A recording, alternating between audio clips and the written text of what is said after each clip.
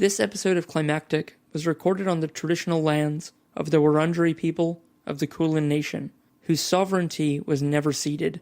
We wish to pay our respects to leaders past, present, and emerging, and we look to the traditional owners of this land, who lived in harmony with it for tens of thousands of years, as vital partners in returning to a sustainable way of life.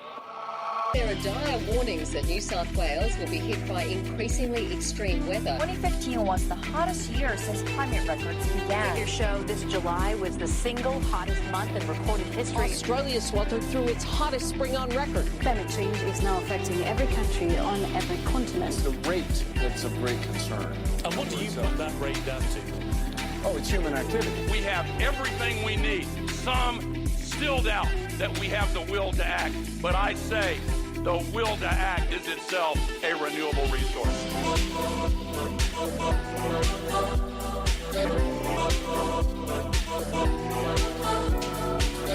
Hello and welcome to episode 50 of Climactic.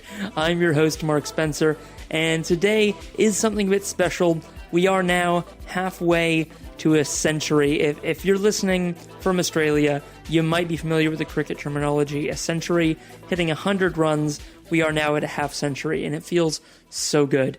So, being a weekly show, that of course means we're coming up on nearly the 1 year mark that Climactic has been out, and we've got some really cool episodes coming up for you in the very near future. There's also a really good opportunity to say that looking back on the last 50 episodes, man, we have learned so much. We've developed so much.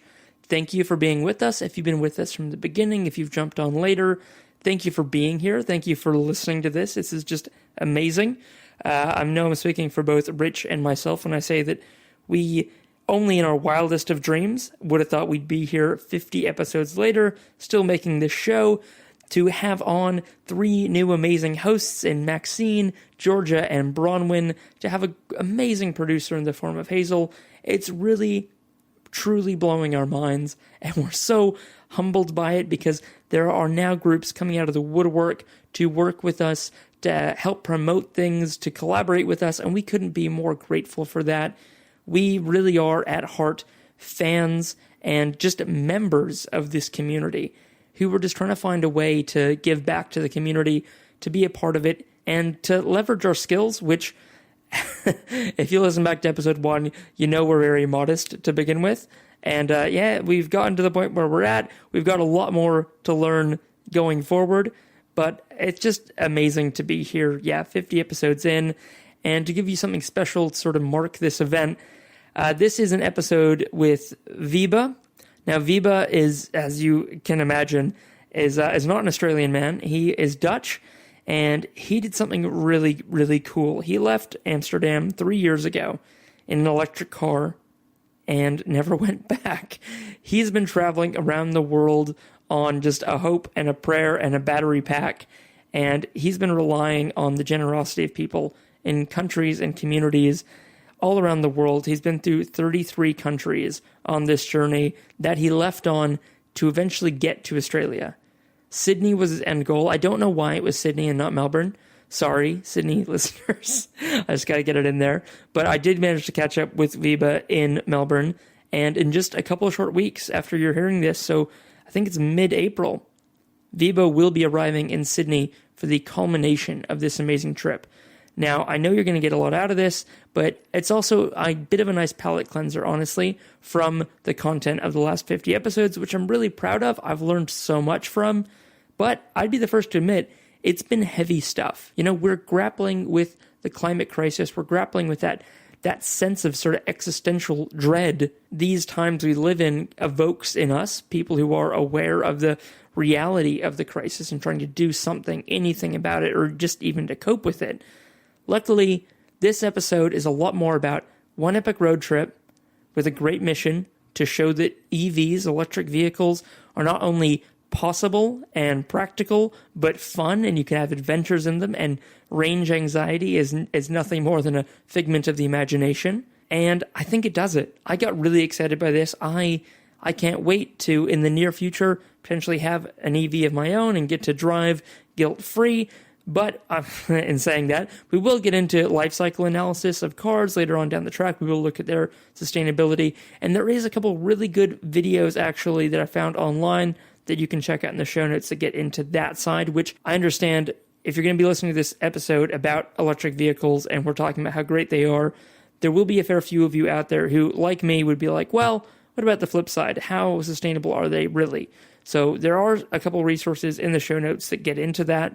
I don't want to at all whitewash or greenwash what EVs mean, but at least you will know some more of the facts. And through this interview, you will hear the story of an enthusiast, the story of an adventurer, and it really is inspiring and fun, and I'm so happy to be bringing it to you now. So without further ado, here is my interview with Wiebe Wakker, might be saying that wrong, of Plug Me In. Sure. Say your name? Wiebe Wakker. Okay. Alrighty. Excellent. Yeah. So, Wiebe, Yeah. where are we right now? We're on Paran. Hey, Paran. Yeah, I work in Paran. This is like my yeah. neck of the woods, and Good. So you've just, where have you rolled in from? I mean, you left the Netherlands 3 years ago. Yeah, I'm always celebrating my birthday next week. What is it? 6 today. Yeah. 15th of March 2016. I left. So only 9 days, and then it's the anniversary. 3 years on the road. Yeah. Jeez, A bit insane. Yeah. that's huge. Yeah. So let's work backwards and make people very confused, because I'll have a little intro kind of explaining who you are and how you got here. So when did you arrive to Australia? That was in June last year. Okay, so you've been trekking around a while. So, Yeah. So with the goal being from Netherlands to Australia, you've made the Australian part, Yeah. with a bit of time to spare. Yeah. You've just been putting off the end for a while, haven't you? Yeah. I was my goal to reach Sydney. I wanted to finish in Sydney. At some point, I reached Newcastle, which was just like less than 200k from Sydney. But I thought I'm having too much fun, and it's so exciting. So I thought I'd go back into the outback. So from Newcastle, I went to Broken Hill, Adelaide, and now Melbourne.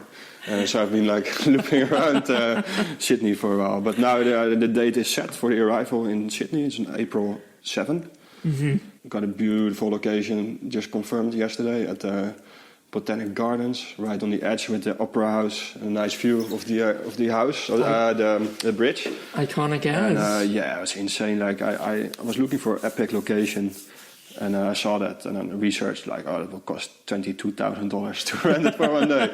So my whole trip, we will talk about it later, has been a bit like it's completely like community based. Like people are supporting me. And sometimes companies offer me support, so I thought I just send a blunt message like, "Hey guys, I'm doing this trip. I already got international media confirmed who want to cover my trip. Can we do something?" And he said, "Yeah, we want to help you out. We can offer you to host your arrival event here." And that was like, wow, insane. Yeah. Fantastic. So you got so close. You got within like half a charge of Sydney when you were in Newcastle. Yeah. So how far west have you got in Australia? I started in Darwin. Mm-hmm. I was landed in Darwin. Drove from Darwin to Perth, so over the west coast. And then I went across the Nullarbor to Port Augusta. From Port Augusta I went up again to Uluru, Alice Springs. And then Alice Springs, Tennant Creek to Queensland. Arrived in Rockhampton. And then Rockhampton, Brisbane, Newcastle. And then that loop, what I just mentioned. Yeah, so you realize probably that since last June you've seen more of Australia than a lot of Australians have. Yeah, definitely. Yeah. And to a lot of us, it's like, well, those are road trips we'd love to do, but it got to be so expensive with fuel and it's got to be the elephant in the room, right? People are saying like, how did you keep your car charged that whole time? I have spent about $300 on the Australia leg of powering my car with electricity. That's a meal around here in these parts in Paran, man. You're doing very well. And how do I do that? So the whole idea about my trip is that I had this idea to travel and have some kind of goal. So I was studying events management at the University of Arts in Holland, and there I had the opportunity to finish my study in what they call the Entrepreneurs Lab. So then you write your thesis about starting your own company, or in my case, your own project. So I had this dream to travel around the world, but I wanted to combine it with stuff I learned at school, like concept development, storytelling, creating experiences with my own interests for photography, videography, and environment. And in Holland we started to talk about electric cars, and I thought like, wow, that's something cool. They not only look really nice, they're super fast, super silent, but they also have no pollution, so it's better for cities. But I saw that the uptake of electric cars was going quite slow, mainly because there are a lot of prejudices about electric cars. People assume they're not reliable or not fit to cover long distances. So I thought, hey, maybe I can do my bit to bust those myths. So I thought I wanted to do something which really speaks to the imagination, which was like driving from Amsterdam to Sydney in an electric car, and to make it a bit more challenging, do it without money. So I set off on this challenge to drive to the other side of the world without money in an electric car. And how I do that is like with a friend I built a website, and there people can support me. There's a map that they can select a location and support me by offering a meal, place to sleep, or electricity for the car. And so far about 2,000 people offer that from 45 different countries, and all those offers determine the route to down under. So I went from Holland to Italy, from Italy to the top of Scandinavia, and then from there to Eastern Europe, across the Middle East, India, and Southeast Asia. And finally reached Darwin on a boat coming from East Timor. So that's basically how I got to Australia also. And Australia has been the most generous country. There have been 400 people who signed up. But the challenge still was that 99% of them live in one of the bigger cities. So like in the outback, like between Darwin and Perth, I had like 3 offers or so. And it was like, I don't know, nearly 3,000 or something. When I come to a place where nobody offered me anything, I just knock on somebody's door or start talking with people. Ask like, hey, can you share a meal with me, or can I plug my car into your socket? And mostly that's all right. Australia has been more challenging because like distances are quite fast, and then there's only one roadhouse, and if they are a bit grumpy, they say, no, bugger off, we won't help you. So then I don't have another option, while normally I'm in a town and you have more options to ask. So I've been lucky that the Australian Electric Vehicle Association and the Tesla Owners Club donated me some money. They said like, we know how challenging it is here, so you have some money in case you need to pay for accommodation or electricity. Kind of like bridge any gaps and sort of get you out of spots like that. Yeah. Fantastic. Yeah. Obviously there's so many questions to follow up with that, but like sort of straight off the bat, you set out on this goal to kind of demystify electric vehicle ownership and show they are more practical than a lot of people were thinking. Yeah. But where did your kind of confidence in electric vehicles and in their practicality come from yourself? Had you weren't already an EV owner, or did you know people who were? Had you had much experience with EVs before this? I was just a very stupid guy. And I think that has been my major advantage. Recently I read some quote on Instagram or something, and it was like the best skill as an adventurer you have is to be very uninformed or something. But, naive. Naive, that's the word I was looking for. And I had no idea. I thought, it's a car, and thought I just start driving and then see how far it goes. And if there's any problems, then sure, I traveled before, and then you learn that if you have a problem, there's always a solution. And it has been the case in my journey also. I had a few challenges along the way with the car. Just 2 weeks before I started the trip, I learned how to replace a tire, which was about the only thing I knew about cars. Had you been a car owner, a car user before this? No. Where do you live in the Netherlands, in Holland? I live in Haarlem, which is about 20k from Amsterdam. Mm-hmm. Yeah. So I just drove off and started. We'll see how far we go. Yeah.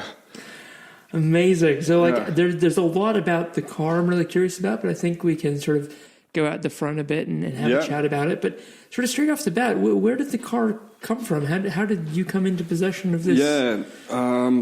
Steed? As a poor student, I could not afford a car myself, so I was looking for a sponsor for that.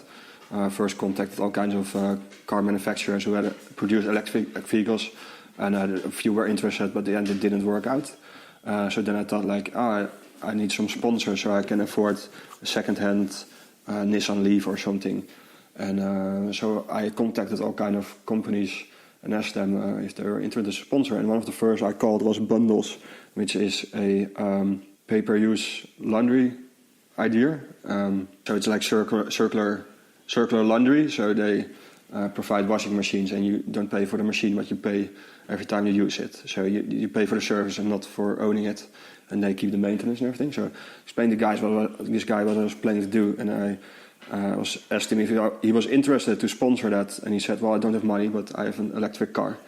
So that's how I got my car. And history of the car is there was a Dutch utilities company back in 2008 who heard about vehicle-to-grid technology, and they said, hey, that is something interesting for an electricity company. We can do something with that. So just for people who don't know, that is the idea of using vehicles kind of as batteries for the grid. So the charge that's in batteries can potentially, when you plug in, you're not necessarily going from the grid to the car, but if it's in times of high demand or it needs some stability in the grid, the power comes out of the car and back into the grid. Is that right? Yeah, that's perfectly correct. So they wanted to research that, and because there were not factory EVs at that moment who had the technology, they decided to convert 50 of these petrol Volkswagen Golfs to fully electric. And this guy used to work for that company and probably managed to get one of these cars when he left the company or something and started Bundles. So they basically took out the engine and the fuel tank and replaced it with a battery and electric motor. So there's a 37 kilowatt hours battery, which gives me a range of about 200 kilometers. Top speed of 180 kilometers an hour, which is pretty good for a station. Verified 180 kilometers an hour? On the German on the Autobahn. And probably outside Alice Springs as well, right? Yeah, Noderbor, and it's quite easy here to find a stretch where you can that's right. Play around not with a person in sight. Mm-hmm. So this whole thing, I mean, like the look of the car is that, it's a big full-size car. I saw that, we'll talk about the badge on the front and everything. But I could tell it was a VW, and I thought, this is some, either I didn't know if VW was selling sort of that model. I thought it was something big and new and big extended range for you to pull off this amazing journey. But no, 200 kilometer range, that's it. Yep, and it's a car from 2009. So it is really a first generation electric vehicle, and it's a retrofit. Yes, yeah, and it did really well. It did now 225,000 kilometers fully electric, and still going strong. So do you have to give it back when you get back? Yeah. He's a guy who really wants to drive it again. So, that's going to be a hard moment. Hand back those keys. We came really close during this trip. Yeah. Maybe you can, still take it on on weekends or something, or visit it every month. I hope so. Yeah. We should plan some dates or something with her. Yeah, why not? Yeah. Okay, so that's the car. That's amazing by itself. So, how did it start? Kind of early days. So your friend sort of helped you make this website. Yeah. And how did it go? Kind of starting to promote it. What was was it quite a slog at the start? So I with another friend, I made a trailer in which I explained the concept of my trip in about 90 seconds. And also I didn't have any marketing budget or something to push that. So I just started sharing that video in Facebook groups related to electric cars or sustainability or blogs and everything. And in the beginning it were especially EV drivers who were super enthusiastic about my trip, so they started sharing my idea and also signed up on my website. Yeah, so it spread along the way, and when I left on the 15th of March, I had about 200 offers, mainly coming from countries around Holland. By the time also some crazy countries like Mongolia, Thailand, Iraq, where somehow people find out about me, I don't know how. And so that enabled me to, for the first 4 months, to drive every day from one guy who offered me something to another one. And then first challenge I was in Norway, where there was a stretch of about 800k where nobody had offered me something. And from then I just used social media to get around. So what I normally do before I enter a new country is that I post on my Facebook page like, hey guys, next week I'm arriving in Australia, and my first challenge will be to go from Darwin to Perth. Can you help me out? And then people share that message, or they text someone like, "Hey, Joe, you live in Broome. This guy is coming there. Can you help this guy out?" And that often works. Sometimes, especially Asian or some Eastern European countries, probably because of the language barrier or something, or you're maybe not always using the right social network for the market as well. Like some of the Eastern European countries all are using different networks. And it could be, and it's one of the challenges. But of course, I expected. Did not expect that I would find every 200 kilometers someone like. Then I will be could make me marketing director of Tesla or something if I had managed to do that. That would be a bit insane. So, and I enjoyed that also. Like when nobody sign up, then I just go to a town and knock on somebody's door and talk with people on the streets and to ask if they can help me out. And Europe, I often would go to IKEA because they have big parking lots with a roof and EV charging points. EV chargers in every European IKEA. They have EV charging points. And then if I was lucky, I could still pick up the free Wi-Fi signal and post selfies like, "Hey guys, I'm spending the night here in IKEA tonight." I can relate. So it wasn't an EV, but my wife and I, when we were in China for a couple of years. And then we had this Chinese street cat that we adopted that we were bringing back, and we were moving to the UK. Didn't want to fly into the UK because it would have been like 6 months quarantine. Oh, wow. But we flew into Sheil. We bought a camper there, and we were going to drive it over because we found a loophole in the system. So it was going to be over the land border, no issues. Clever. Okay. So we bought this camper van, and we're like, we don't have to stay somewhere. So we slept in the Utrecht IKEA parking lot. So I can relate in my own little way. Oh, that's funny. Yeah. So how many nights would you say, or what percentage roughly, because it's been a long 3 years, I'm sure, but like roughly speaking, what percentage of time did things go right where you were sort of sleeping at a host's place with a billet or sleeping in the car or sleeping kind of, you were between help? Yeah. I think maybe 60 to 70% it went right. Yeah. Fantastic. Were there any nights you sort of... I don't know. Hard to say. Good question. Yeah, it's probably sort of really molded in your head over the last 3 years. Yeah, it's been a bit of a rush also. But something like 70% actually. Like in Asia, often like when I stayed at somebody, then talked about my route, and they said, we will know somebody in a town 200k from here or something. Yeah. So that's how mostly I got around. What was the longest you stayed in one place? Yeah, I stayed in Dubai for 3 months because there I had the challenge that I needed money to ship the car because I could not continue by land from there. So I found a job at an events company, worked for them for 2 months, and also find some sponsorship which enabled me to ship the car. And then later I got to Kuala Lumpur where I had the same challenge as I needed some money to afford all the various ferries through Indonesia and eventually the shipment to Australia, which was going to be quite expensive. So also in Kuala Lumpur, I stayed for a while, had various side jobs like working as an extra for TV commercials and doing all kind of weird jobs, and eventually find actually an energy company again who wanted to sponsor me, and that enabled me to get enough funds to continue the trip. In Indonesia and Surabaya, I had some problems with the car, and then I stayed 3 months in the same place. Yeah, so while you were getting those resolved and the car ready to get underway again. Have you been home at all in the last 3 years? Just one time for a family emergency. Sorry, it was last August when I was in Perth. I went home just for 4 days. Wow. And then back to Perth. Yeah. So have there been times you felt pretty homesick, or? No. It's been too exciting. Yes, I really, every day is completely different and always an adventure. And it's just, I don't really have time to be homesick. No, fair enough. Yeah. So how many times have First time was this morning, actually. Really? Yeah. Because the end's in sight now. I was watching Ajax and it was not on TV, and there was this really crappy. I could only watch it on a crappy live stream, which was lagging all the time. So I was really annoyed, and we were winning, and I was super enthusiastic. And I thought, I want to be with my friends in a pub at the moment to watch that game. Fair. So, in case the audience didn't pick that up, this was the soccer, the football from back home. Yeah. We beat Real Madrid. You can take a crazy Dutchman anywhere, but if you can't watch your footy, then you'll be this was big. We're in the quarterfinals of the Champions League for the first time in 22 years. Yes. So this is something really big. Yeah.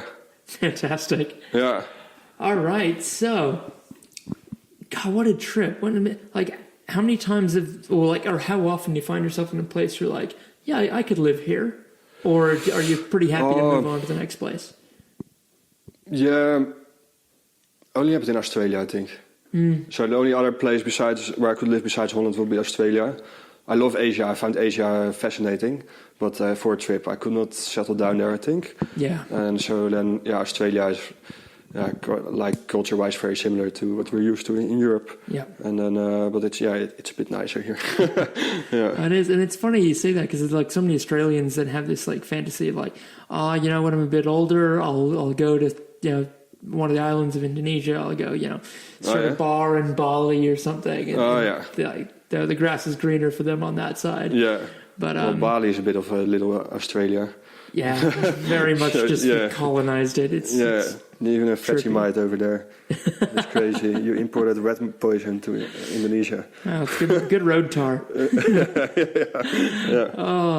What did your friends think then when you sort of started doing this and started talking about it, and what do they think about it now? Yeah, they were really excited because for a long time I wanted to do a different trip, and like every week I came up with a different idea, and all the time it was like, I don't think it works, or you should change that. And then at some point I came with this concept, and then it was like, wow, that's good. Yeah, you should go for that. So they were pretty excited. And when I celebrated my first birthday, they transferred some money. Second birthday on the road, I didn't get anything. They're like, he doesn't need it. They forgot a bit about me, I guess. And but we're still in touch. And also this morning they because of that live stream they did on Skype, they put their phone in front of the TV screen so I could watch it and everything. So. Oh, nice. Oh, I see. So I cannot stop watching. We're talking about this match. Yeah. The quality makes sense now when you're watching. Bootleg stream. Yeah. How has it been like kind of keeping in touch with them and family and stuff? Because we all like to say, the world's much smaller now. We've got a lot better technology for keeping in touch. Social media is great. Yeah. Have you found it to be like, could you imagine doing this 10 years ago? No, impossible. Like this trip, I really needed social media. Without social media, I will never have been able to get here. Mm-hmm. Yeah. And it's been really easy to stay in touch with friends with all this technology like Skype and WhatsApp, and even from Uluru you can call to Holland through WhatsApp because it doesn't cost you anything actually. No, that's right. I mean, you can watch the soccer. Yeah. You've probably gotten very good at this of sort of arranging this trip through social media over the last 3 years, and of course your degree and everything was in event management. So if people kind of come to you offering like, hey, will you be my advisor? Will you be like a consultant to us on how to do something like this? Has there been any interest? I had some job offers along the way, mostly from EV-related companies. Any interest of yours? If I will decide to work for a boss, then I will do it. But after doing this for 3 years on my own, and freedom, I really appreciate the freedom I have, and so I have some ideas to start an own consulting company, or more something also related to sustainable mobility. So that's what I want to do when I get back home. I was thinking that sort of you've got the framework, the foundation of the trip is the car. But then I was thinking, like, there have been times you've had, like, an electric bike or anything on the back or on a roof rack or something. Would there have been a way to kind of fit in another aspect where you're like, I'm going everywhere, point to point in the car, but then to explore a town I'm getting into, I'm taking this electric scooter by this company or this bike by that company. Yeah, I've thought about it actually, and or have one of these things that you put under your feet with 2 wheels and it rolls. The hoverboards. The hoverboards, stuff like that. I thought like that is still electric kind of thing, and then I could use it for commuting like inside of Melbourne or something. Yeah. But I never bumped into anything like that during the trip. So fair enough. Well, but now I'm staying with this Dutch guy, and I always borrow his bike to get into the city. Yeah. Fair. So the guy where we're staying at the moment, this is a Dutch guy's house. Oh, thank you very much, whatever his name is, for letting us into your home. So was he contact through the site, or did you already know him? Yeah, he signed up on my website also. Fantastic. He said you can stay here basically as long as you want. So been here for a week and a half or so. Fantastic. Yeah, it's really nice. And his dog is like the biggest fan of me in the world. Won't leave me alone. So with people contacting you through the site, and you said it's sort of all been somewhat organic, but was there any big moments where like you got media coverage, or like was there any kind of big? Because I know from my perspective, this podcast has been around for 10 months, and there's more people involved, and it is growing, but it can be hard to sort of feel sometimes like if you're say on a growth curve, you're like, okay, well, in 5 years I'll be up here. Yeah. But then like it's really hard to predict when that curve will just change trajectory and it'll be exponential. And like have there been kind of moments you remember where it's like, oh, this happened, and then all of a sudden a lot more people were contacting me? Yeah, I found out that because I get quite good. I get some media coverage, and I found that if I get featured in newspaper or television or radio, that doesn't do much on my following or on people offering me place to stay somehow. Like that doesn't trigger to people to go to my website or follow me on Facebook or something. Yeah, so it mostly helps when people share my message online. So it's really true online, and if somebody else online talks about my project, like some kind of influencer or something who is enthusiastic about what I'm doing, then I often see a big spike in my page views or following or people offering me stuff. And the biggest one was I had featured in an episode of Fully Charged, which is... I was about to say, man, if those guys had gotten onto you, and they did. They did. Yeah. They made I met them in Dubai, and they made an episode about me. So that's an online YouTube channel about everything related to electric cars. So I can't wait to go back and watch that now and be like... Yeah, cool. Because otherwise I'd watch that and be like, oh, that guy's so cool. What a cool project. Oh, I'll never talk to him. That's amazing. And that did really well. Like that, at that time, doubled my YouTube subscribers. So I went from like a mere 300 at that time to 600. So it still was not that much, but that's a doubling of my subscribers. That's a lot more people to then tell their friends. Yeah, and I got a lot of offers, and still like, especially in Australia, but even in Asian countries, I've stayed with people who found out about me through that Fully Charged episode. And so that did really well. Also have had some of my own. So I'm doing a trip. I'm engaging with sustainable initiatives. I make like short explainer-like videos for that, which I place on Facebook, and had a few that went viral. Also, that really helped grow my audience. Yeah. So being able to kind of tell stories as you go, and also sort of use your storytelling skills for other groups to help them. Which then just makes it very easy for them to promote you and have good reason to. And that's fantastic. That's really good advice. So I think like someone could maybe do you think if someone kind of wanted to do this trip now, if they kind of just took a lot of inspiration from what you've done and kind of sort of copied your playbook, do you think that it's not an easy thing to do because you're away from home for so long and you'll have to kind of deal with uncertainty? Right. Yeah, well, so in that way, when I started the ship, I thought, this is something what everyone can do, like, why not? But now I have talked about it with so many people, and I think for many people it's a big obstacle to be away for home so for such a long time, or to live with the uncertainty. Like, I have days that I start driving and have no idea where I would end the day, or if I will sleep, where I will sleep, if I will get some food and everything. I think for some people that's a big step. And in terms of copying the project, I think it wouldn't be so creative if you would copy it. Definitely. I'm not proposing. There are plenty of people who didn't hear about me on my trip, so you could do it. Came with organically. But I will smack him in the face if I So you made a really good point there about, there's days where you just start driving, you're not sure where you're going, where you're going to sleep that night, what's going to happen. Yeah. And what's that? So you kind of started the project to battle the idea of range anxiety. Yeah. But you must be feeling it, right? Like on days like that where you're not sure where your next charge is coming from. No, every K that ticks down off that battery, you're not sure where the power is coming back into it from. Yeah, so I had only like range anxiety in the first 2 weeks or so, because I didn't know that car really well and didn't know how it worked out, but I find it very easy to find somewhere to plug it in once you run out, especially in Europe and Asia, where the population is very dense. After a while, I felt very comfortable to drive until I have like 4% battery left. And then I'm sure that I'll find a house or building, I don't know, or something where I can plug the car into. Yeah. So I moved from range anxiety to range excitement. That's how I call my trip. So I call it range anxiety, like exploring the benefits and beautiful things to see within the range of your EV. Yeah, that's good.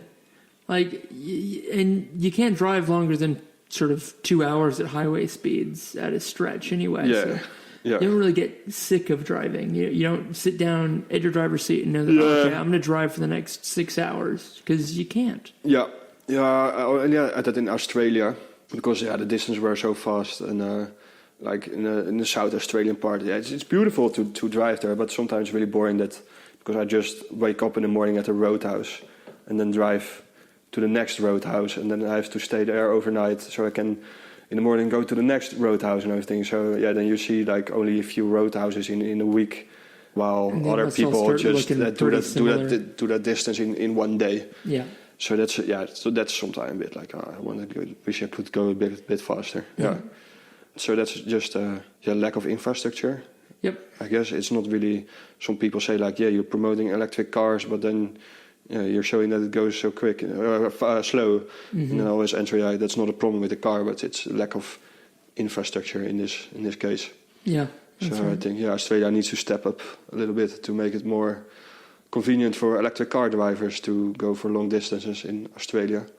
I think the problems that are insurmountable when we don't have enough sun.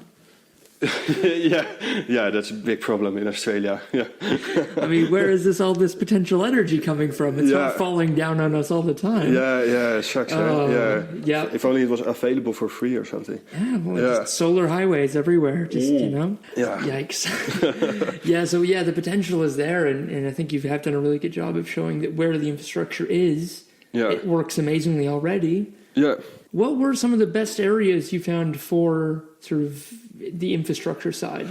Not just in Australia, but of course, for Australia it was definitely Queensland. They have the super electric highway over there. So I haven't even heard about this. Really? No. Oh man. Oh, okay. In this case, really, really good. Hey. Initiative from the Queensland government and some companies who installed a network of fast chargers all the way from Cairns to the border with New South Wales, and did places one every 200k, which was for me perfect, of course. Even though I cannot fast charge, and my car can only do AC charging, no DC, but still they have also an AC charger at those fast charging sites, and then I can top up my car in like 4 hours. So that's really good, because then I can do 400k on one day, which is for me it feels like a lot. Mm-hmm. Besides Australia. You have to say my own country of the Netherlands, which has a really good network. Like we have now, I believe, 3 charging stations for each electric car at the moment. Wow. So, okay. Yeah. Well, that's the wrong ratio. So, the amount of electric cars really can explode now, hopefully. Yeah. And so that's really good. And then other countries like Norway, Sweden, Ukraine, to my surprise, with a really good network. Wow. And then there are a few Asian countries like the United Arab Emirates, where they had a decent network, and Malaysia also, where there were lots of charging stations, but nobody driving an electric car, to my surprise, which I found very funny. Yeah, That's really interesting, and I wouldn't hear about that otherwise. I've got sort of no information flowing into my kind of bubble saying, hey, do you know Malaysia has a good EV charging network? Yeah. No? What? Yeah. What? Yeah. I like even following kind of, Tesla news and stuff. Oh, yeah.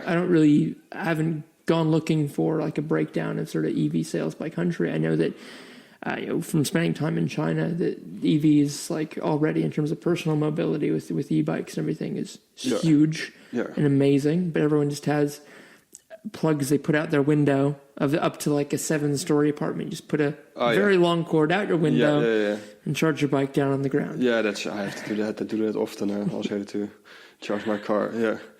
How big is the cable we're talking here for a DC charged car? For DC charge car? Yeah, so the charging on your car is AC. It is AC. Okay. Yeah, only so AC. DC allows for fast charging. Yeah. AC doesn't. Yeah. Yeah. So AC is just what the normal grid. Yep. And so you can't just plug into a wall plug, though, can you? Yeah, you can. Yeah, of course. Yeah. Otherwise, I would never have made it here. Yep. Because I had plenty of countries where there was no infrastructure at all. So basically, if you can turn on a light or power a toaster, you can charge your car. Exactly. Yeah. Yeah. Just might take a while. Yeah, that takes about 15 hours with the Australian grid because you have only 10 amp with the domestic sockets. Do you remember what the slowest charge you ever got was? Yeah, 15 hours. That's the slowest one. Sorry, no, not true. In India, I had one place there was only 4 amp available, and so it took 5 days to charge a car. Yeah, that was really backwards kind You could actually run the numbers on that and work out it would have been quicker to walk. Yeah, oh yeah. Then that 200 kilometers costing you 5 days. Yeah, yeah. Jeez. Yeah. How do you find out the amps? Do you test it yourself? No, you just plug the car into a socket and then you'll see, Okay, so it'll tell you in the car what kind of amps you're getting into the battery. Yeah. Gotcha. Yeah. What was the longest you ever had to wait for a charging station? If you remember, like any of those times where you pull into a charging station, everything's full, and no one's fast charging, and you'd have to wait for hours and hours. Was that a thing you encountered? Oh, like that there's another car charging and I had to wait. No, that didn't happen much. No. It was basically like 99% of the time I just charge at the hosts where I'm staying. Yeah. So the charging station is just like a bonus or something if I find that. Yeah. Yeah. And there's not that many other EVs sort of competing for those charging spots. No. So I'm glad you did it now. Yeah. This is you're seeing some pictures now from in Holland where there are charging stations and then there's a queue for the fast chargers along the highways. So that's happening. Yeah. The thing I heard about was over this winter in the States, there was some big American pickup truck drivers being very unfriendly to the EV community and parking their F-150s in front of charging stations. Yeah. And you probably would have seen the videos of the Teslas towing them out of the way. Yeah. It didn't matter if the truck had the handbrakes on or not. Yeah. Just got them out of there. Yeah. Casually. How have you found the actual driving? And there's probably not a lot you can compare it to in terms of non-electric to electric. But have you found, have you been on any particularly great stretches for the driving experience? And how did you find the car? Did you feel like a rally driver or... A rally driver? I always drive pretty safe with this car. So just never one do of those weird winding roads though. Like Great Ocean Road or something. Beautiful. Yeah, and also like in Indonesia, you have these tropical islands where you go and often the roads can be a bit bad or something. Yeah, but the car handled well. Didn't feel really heavy a tank with the batteries or anything. No, not at all. No, it was really good because. The battery is on the bottom of the car, so you have a very low center of gravity, which is for the handling of the car. It's just, really good. Yeah. How about running out of charge when the driving stops? Yeah. What was the closest you came to a charge, but you ran out before you got there? Yeah, so that was in Australia. The biggest distance I had to cover was 255 kilometers from in South Australia, from Glendambo to Kurrapidi. And so just 255k without anything. Yeah, in if your between. destination is Cooper PD, you're really out in the middle of nowhere. Yeah. And so I really had to calculate everything. And I checked on my weather app, and I saw that in 12 hours' time I would have a tailwind. So I waited 12 hours to start the drive, and drove 60 kilometers an hour all the way to save as much as energy. So road trains were not really my friend that day. Yeah, eventually I did a record. I did 235 kilometers. I see it's a problem there, though, because... Yeah, that's still 20 kilometers short of getting to Cooper. I'm no mathematician, but... yeah.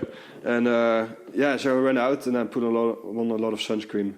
And I put on my thumb and I wait for somebody to pass by, and I had to wait 10 minutes or something. Mm-hmm. And then somebody stopped and give me a tow into town. Yep. And it's often a funny situation because I explained them, I drive electric car, my battery is empty, cannot drive, can you help me out? But when they tow me, the car regenerates, charges because of regenerative braking. Yeah. So because the wheels are moving, it's spinning a brush, which is powering up the battery slowly. Yeah. Yeah. And then I arrived in Cooper PD, and I was like, okay, mate, thanks for the tow. And then I drove off. So then you get a lot of weird faces like, hey, what is this guy been doing? Yeah. But I explained him, of course. Yeah. Look, thank you for the tow. I'm about to drive away now. Here's why. Don't chase me down. Yeah. That's amazing. Yeah. So how far were you able to go after a tow of 20 Ks? Quite good. I got like 25% or so. Fantastic. Yeah, so it's faster because normally I can charge the rate of maximum 6 kilowatts.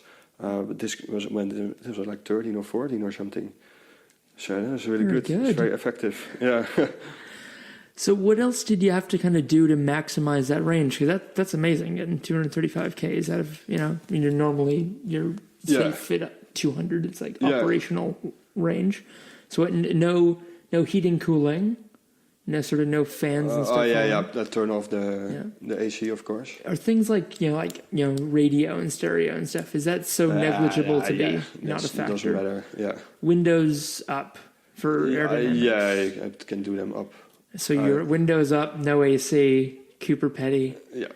So it wasn't a great 235 kilometers. So I sometimes turn up down the window, and then, like Jim Carrey, put my head out of the car to get some bit of fresh air. Yeah. And often it's wise to put a cup of coffee beans in a car because that takes in the nasty smells. Oh, which smart. Can leave behind often. Yeah. Fair.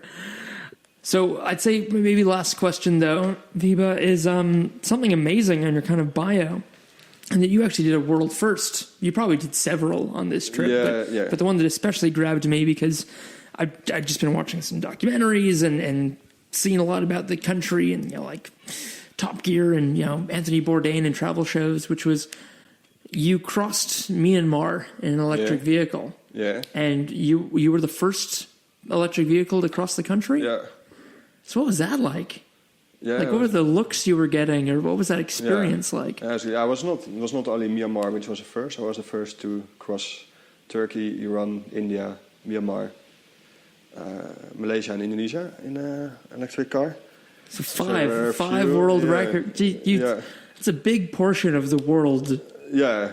And I mean it's not like official record or something, but in all the countries that I visit, I talk with like electric vehicle associations or people who know about it. So, if they say you're the first, then it's I think probably right. I mean, also I talked to electric car owners in India, and they said, we're never going to cross this country in our EV.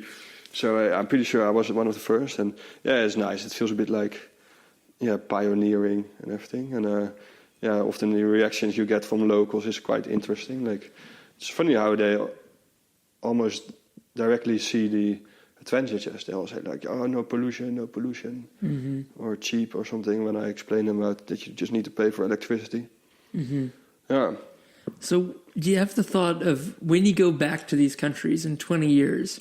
Yeah. And everyone's driving EVs, and they're all, yeah. Solar, and maybe even like the highway surfaces themselves are solar. I know there's, there's experiments in that going on, and it's the energy is all but free. The infrastructure is great. Yeah. The cars are either inductive charging as they go, or so quick as just. Are you gonna be like, you guys don't know how lucky you have it, or are you gonna feel a bit of pride of like, hey, I was part, like, in some small way. I showed the world that this was possible. I think it's funny that it probably might be some locals who say in 20 years, like, do you remember this guy from 20 years ago who came knocking on my door asking to charge that odd-looking weird electric car, and then we had a big laugh about it, and it was all challenging and everything. I think it might, could be fun. You think they'll remember?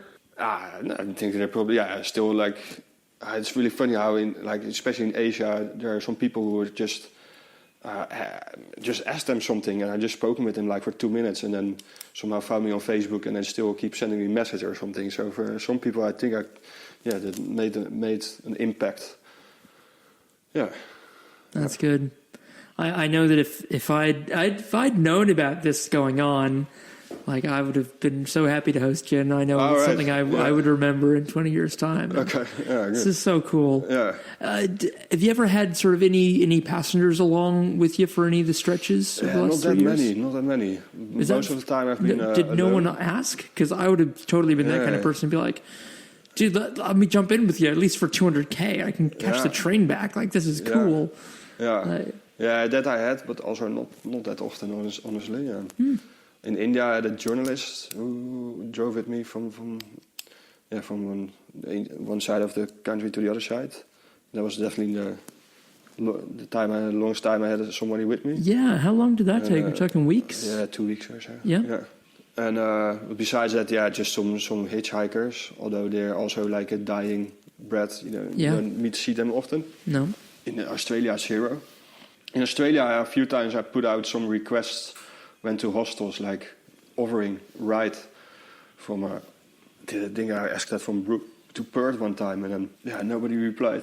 Oh no! So I think that's just they just probably want to drive from Broome to Perth in one day. Because I explained them like, you have to stop every 200K, stay overnight. If you can't take that time as a backpacker, when are you ever going to? That's really sad. Like, it was not long ago. It was not even 2 generations ago that traveling 200 kilometers in a single day would have been amazing. In fact, you're doing it pollution free. Yeah. How times change. Well, hey, thank you so much for your my pleasure. generosity with your time. And no, all good. That's nice. Fantastic. Okay. Well, easy done. And thank you so much for joining us for episode 50 of Climactic. Now, don't run off just yet. There's a couple more things I have to let you know. First, if you want more of this interview, if you actually want to see what this car looks like, and I'd highly, highly, highly recommend it, just go to the show notes, click the top link, and it's a Facebook Live video I did with Wiebe in the driveway of the house where we recorded this interview. And we do a walk around the car. We talk about what it was actually like crossing the Nullarbor, going to Alice Springs, going to Uluru in this 200-kilometer ranged 10-year-old EV. It's a really good video. It gives you a much better sense of what it is we're talking about practically. And I'd highly recommend checking out Wiebe's fantastic videos he's made from the road trip as well. He had a drone going. There's beautiful shots. There's really good just human moments and stories. He's a really good storyteller, and it was so great to get some of his time and have him on, because if I'd known beforehand that he'd been interviewed on Fully Charged, which I love, on Top Gear, my favorite show of all time, I might have been too starstruck to do a good job in this interview. So I'm glad I only found that out after the fact. So check out those videos, check out Wiebe's videos, and that's it. If you are in Sydney, though, make sure to get along, if you can, to his kind of culmination party, his welcoming party into Sydney, and tell him you heard about him on Climactic. That would be great. Now, for a couple bits of housekeeping before I let this episode end. I'm just so excited it's episode 50. I kind of don't want this episode to end, and sorry about that. But it's on that note of being 50 episodes in, nearly a year of Climactic, that we need to start talking about what comes next. What does year 2 look like? How does this thing become a bit more than just a hobby, just a fun creative outlet? How does this become what we want Climactic to be, which is a social enterprise media company? So let me just break down what those things mean. A social enterprise is a form of business, kind of like a B Corp. In fact, this might take the shape of being a B Corp, which simply means that social responsibility is embedded in the identity of the company. It's not just nice to have. It's not a cherry on top. It's not a feather in the cap of the company. It's actually the purpose of the company is to do social good, but to use the capitalist system we're in to sustain it and to drive it and also give it incentive to grow and expand and to be the best it can be in competition with others. So what that looks like as a media company, because you might be familiar with this already in the form of, say, Who Gives a Crap, the social enterprise toilet paper company, or Thank You, the social enterprise hand wash company, and many more amazing examples besides that. How does this work as a media company? Well, just to open the curtains a little bit and show you what it looks like behind the scenes, podcasts especially make money off two main things. How they support themselves is either by sponsorship, which is basically advertising, or direct support of listeners. We here at Climactic think we might be able to do a hybrid of both. Now, I'd be the first to tell you that advertising is really bad. At least most of the advertising we're exposed to, especially in 2019, is terrible. It's dreck. It's lowest common denominator. But in podcasting, sponsorships tend to work really well. If a company were to approach a podcast, and if the company is something that the podcasters themselves like, that they use, that they approve of, then a personal endorsement or message of support, or even just reading the ad copy for that company can go a long way to the listener. You know, I've had this many times with podcasters that I've listened to for years who I really like and trust and enjoy listening to. They'll read an ad for a company and they tend to lend it some credibility and some trust. Now, I've never rushed out and just bought whatever that thing is from that company without doing a bit of research myself, and I'd recommend the same for you as well, but it is a bit more of a win-win model.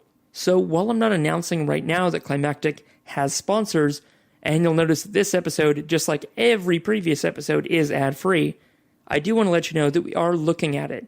We are considering it, and we'd love to hear your feedback. What do you think about sponsors on Climactic? Who would they have to be in order for you to be approving of that? If we only took on sponsors who are themselves B Corps, or social enterprises, or nonprofits, charities, the like, how would that sit with you? We'd love to be kind of radically transparent about how we do this if we do, and you letting us know what you'd be comfortable with, what you wouldn't be comfortable with, would be extremely helpful. So please get in touch with us. Shoot us a message on Facebook.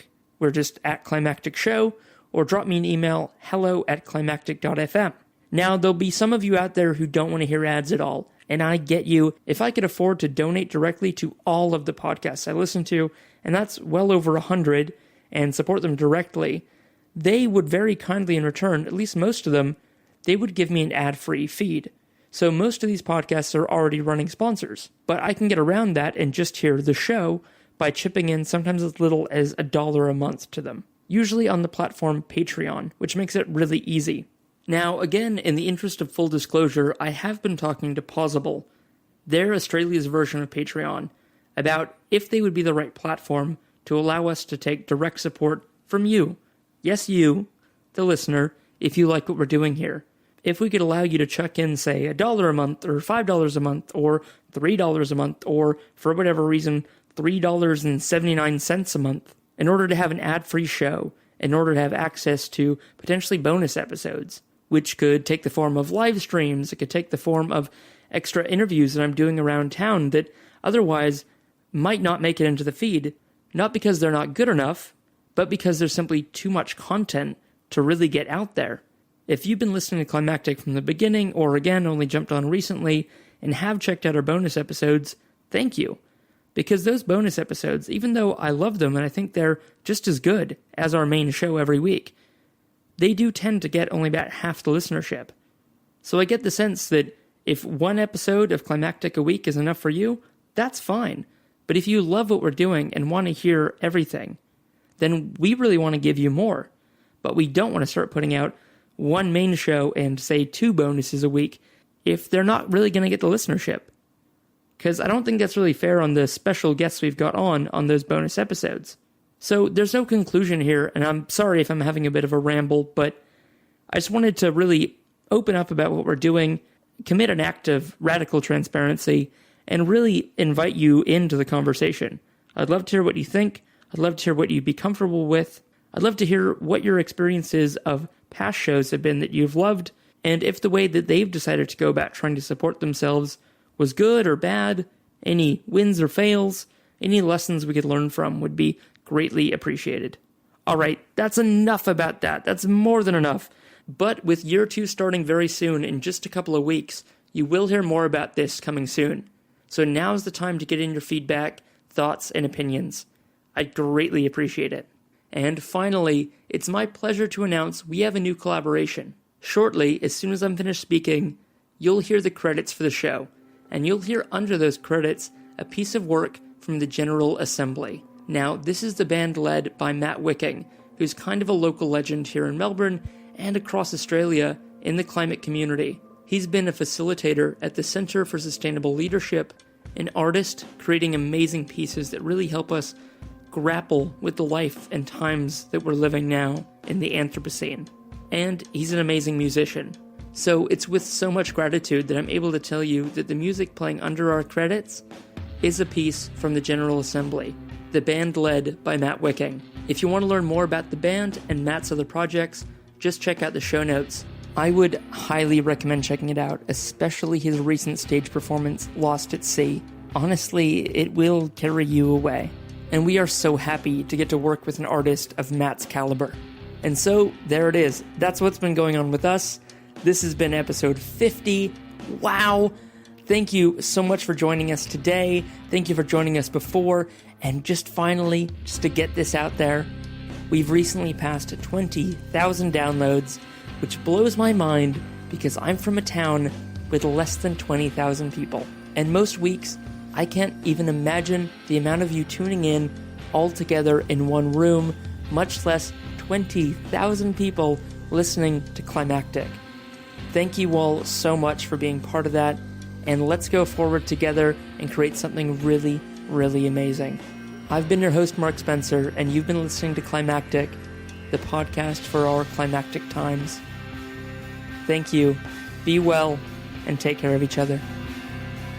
This has been a production of Climactic, a podcast collective helping local communities tell their extraordinary stories. It's our mission to help elevate the voices of the everyday heroes we're surrounded by, and inspire, sustain, and motivate the climate community. We love working with local environmental groups, individuals, nonprofits, and social enterprises.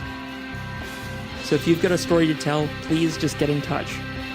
The Climactic Collective is Mark Spencer, Rich Bowden, Maxine Bazeley, Georgia Sheil, and Bronwyn Gresham. Our producer is Hazel Fidecaro. Our digital design is by Rose Fidecaro. Our climactic theme is produced by Greg Grossi, and our logo designed by Abigail Hawkins. We're also pleased to feature the music of the General Assembly. Thank you for listening to Climactic, the podcast for our climactic times.